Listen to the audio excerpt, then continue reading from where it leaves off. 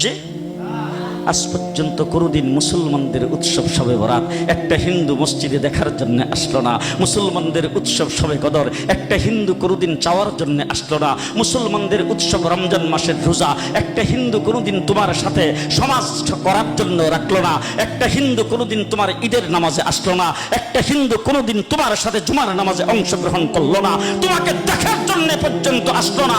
তার কারণ হলো হিন্দুরা মনে করে এটা মুসলমানের উৎসব, আর তুমি মুসলমান হইয়া হিন্দুর দুর্গা পূজায় কিভাবে গেলা? তোমার কি হয়ে গেল? তোমার কি লজ্জা শরম তুমি দয়ে ফেলে দিয়েছো? তোমার কি কোনো লজ্জা শরম নাই? তোমার কি কোনো লজ্জা শরম নাই? আবার কি সুন্দর বলতেছো ধর্ম যার যার উৎসব সবাই। হাই হাই হাই, ও মুসলমান যুবকেরা ভালো করে শোনো, ধর্ম যার যার উৎসব সবার, তাইলে বিয়া যার যার বউ তো সবার।